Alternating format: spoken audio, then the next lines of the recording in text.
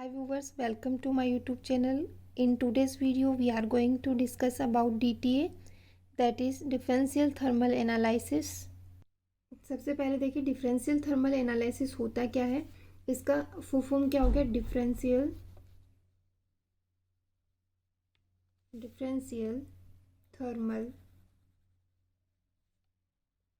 Analysis, technique in which difference in temperature between sample and reference, दो इसके अंदर material लिए जाते हैं, एक सैम्पल होता है और एक रेफरेंस होता है, उन दोनों के बीच का जो टेम्परेचर डिफरेंस होता है वो इसके थ्रू क्या किया जाता है, मेज़र किया जाता है अगेंस्ट टाइम और टेम्परेचर।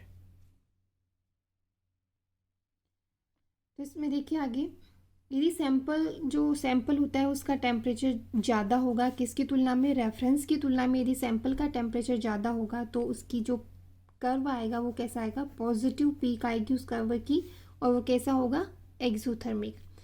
और यदि सैंपल का टेम्परेचर क्या होगा, कम होगा, और रेफरेंस का टेम्परेचर क्या होगा, ज़्यादा, तो कर्व क्या होगा, उसकी नेगेटिव पीक आएगी और वो कैसा होगा, एंडोथर्मिक।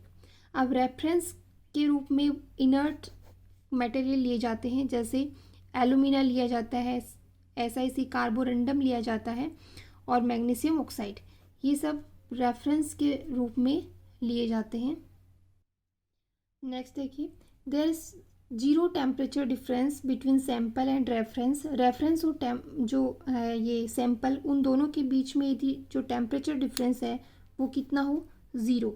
इसका मतलब क्या होता है, sample does not undergo physical and chemical change, means उस सैंपल के अंदर कोई फिजिकल और केमिकल चेंज नहीं हो रहे।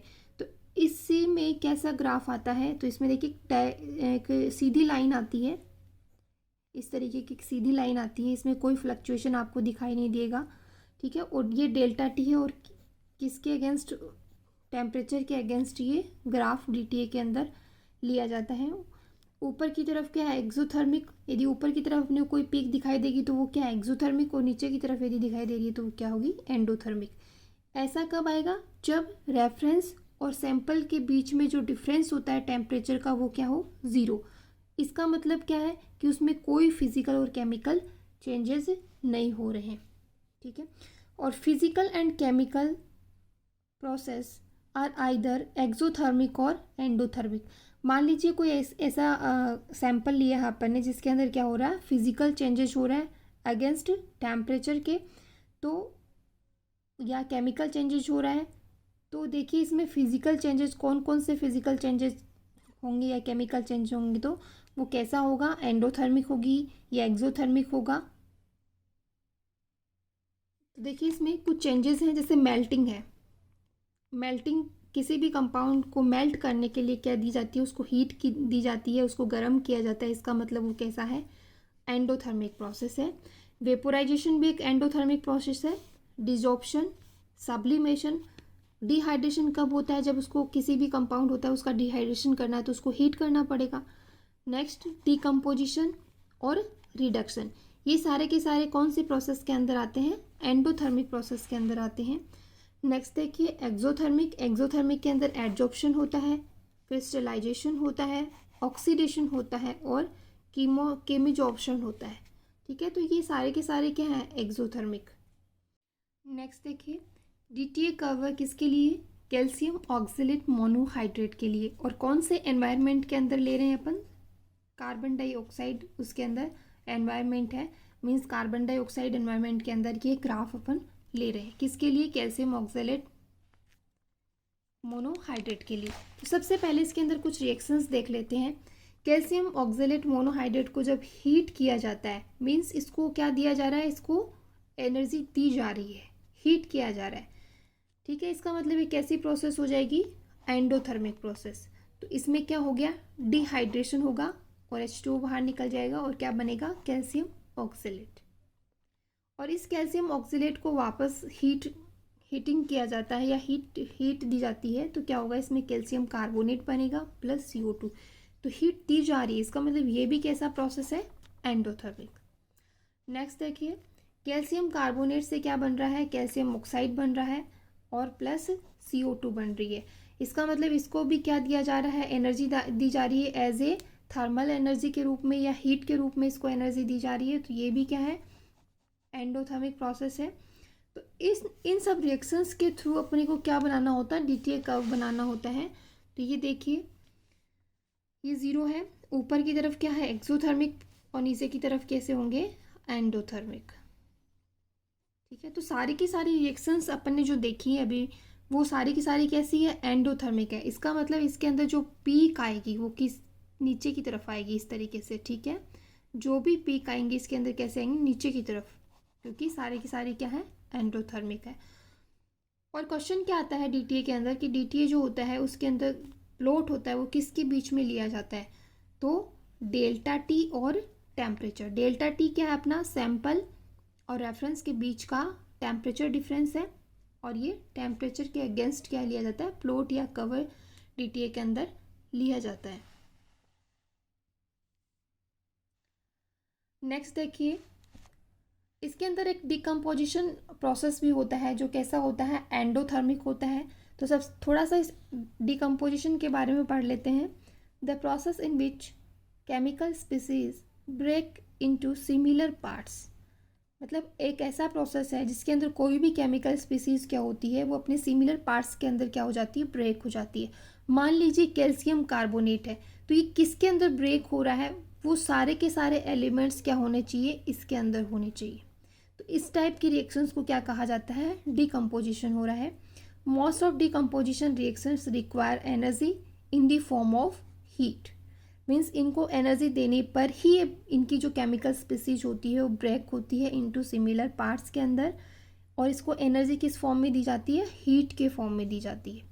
एनर्जी दी जा रही है, इसका मतलब एक ऐसी प्रोसेस है, एंडोथर्मिक प्रोसेस है। ओके, नेक्स्ट देखिए, इसी कंपाउंड का डीटीए कर्व है और कौन से एनवायरनमेंट के अंदर है, एयर के अंदर। तो इसमें देखिए ये जो कर्व है इसके अंदर ये एंडोथर्मिक पीक है, एक एक्सोथर्मिक पीक आ रही है और एक क्या आ रही है, लास्ट वाली एंडोथर्मिक पीक आ रही है। तो ये क्यों हो रहा है, एक्सोथर्मिक पीक क्यों आ रही है, क्योंकि इसको 346 डिग्री सेंटीग्रेड से और 426 डिग्री सेंटीग्रेड पर क्या किया जाता है, कूल किया जाता है या कूलिंग होता है, मीन्स एनर्जी इसमें से निकाली जाती है। ठीक है, इसलिए इस तरीके की इसमें पीक आती है। तो ध्यान रखना है कि एग्ज़ाम में पूछे कि कौन सा एनवायरनमेंट है, उस एनवायरनमेंट पे ऊपर ये डिपेंड करेगा कि पीक कैसे आएंगी, एंडोथर्मिक आएंगी, एक्सोथर्मिक आएंगी।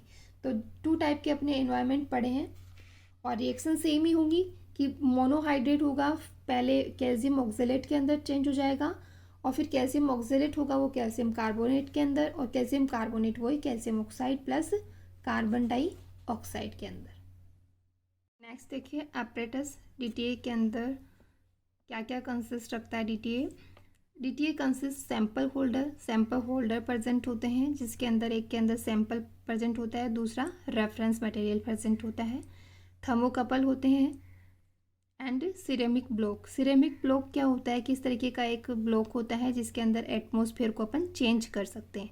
यदि अपने को एयर एटमॉस्फेयर लेना है, यदि अपने को CO2 एटमॉस्फेयर लेना है, तो अलग अलग एटमॉस्फेयर के उसके अंदर चेंज किया जा सकता है। और ये जो थर्मोकपल होते हैं ये वोल्ट मीटर के थ्रू कनेक्टेड होते हैं।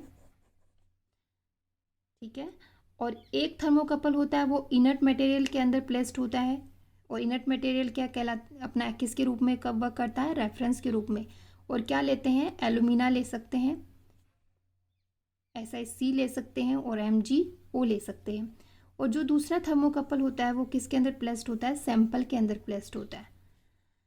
और the sample temperature is detected from the thermocouple. जो सैंपल का टेम्परेचर होता है वो किसके थ्रू डिटेक्ट कर लिया जाता है, थर्मोकपल के थ्रू डिटेक्ट कर लिया जाता है। कौन से थर्मोकपल के थ्रू, जो सैंपल के अंदर प्लेस्ड होता है उसके थ्रू। ठीक है, तो इस थर्मोकपल के ऊपर क्वेश्चन पूछ लिया जाता है, तो आप ध्यान रखिएगा।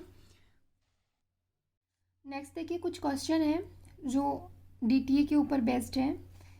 तो सबसे पहला क्वेश्चन देखिए, इन systematic DTA sequence having reversible and irreversible changes होते हैं starting with the hydrated material, which one of the following occurs. Means ये क्या कह रहा है कि जो DTA है वो सबसे पहले उसके अंदर अपन ने क्या लिया है, कोई हाइड्रेटेड मटेरियल लिया है और उसको फिर क्या कर रहे हैं अपन, हीट कर रहे हैं। ठीक है, तो जस्ट अपन ने पढ़ा है कि कैल्शियम ऑक्जेलेट मोनोहाइड्रेट था, उसको हीट किया था तो क्या बना था, कैल्शियम ऑक्जेलेट, और उसमें से क्या निकला था, H2O रिमूव हुआ था। ठीक है, इसका मतलब क्या हो रहा है, इसमें डिहाइड्रेशन हो रहा है। ठीक है, इसका मतलब इसमें क्या हो रहा है, डिहाइड्रेशन। तो इसका आंसर क्या हो जाएगा, डिहाइड्रेशन। नेक्स्ट क्वेश्चन देखिए,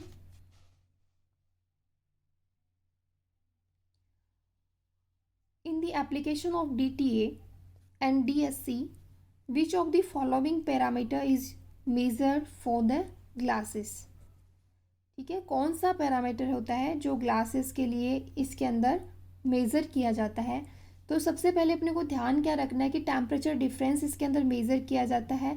क्या क्या कह सकते हैं, टेम्परेचर, ट्रांजिशन टेम्परेचर इसके अंदर मेज़र किया जाता है। ट्रांजिशन टेम्परेचर का मतलब क्या होता है कि कोई भी मटेरियल होता है वो एक फेज से दूसरी फेज के अंदर वो यदि कन्वर्ट हो रहा है, तो जो ये टेम्परेचर है, यहाँ पे फेज उसकी अलग थी, यहाँ पे फेज उसकी अलग थी, तो इस टेम्परेचर को क्या कहते हैं अपन, ट्रांजिशन टेम्परेचर। तो दोनों अलग अलग फेज है दोनों के, तो ये क्या हो गया अपना ट्रांजिशन टेम्परेचर। तो सेम DTA के अंदर भी फेज डायग्राम के अंदर ये काम आता है, और इसमें भी ग्लास ट्रांजिशन टेम्परेचर इसके थ्रू मेज़र किया जाता है। तो इसका आंसर क्या हो गया, ट्रांजिशन टेम्परेचर। क्वेश्चन देखिए, DTA can be used for which of the following. तो ये फेज डायग्राम के लिए यूज होता है DTA, जिसमें क्या हो रहा है, फेज ट्रांजिशन हो रहा है और एट ए ट्रांजिशन टेम्परेचर पर, इसलिए इसका आंसर क्या हो गया, C। What kind of material use to monitor the temperature of heating in a DTA। ठीक है, DTA के अंदर जो टेम्परेचर होता है उसको मॉनिटर करने के लिए कैसा मटेरियल होता है, तो वो एक थर्मोकपल होता है। ठीक है, क्या होता है, थर्मोकपल।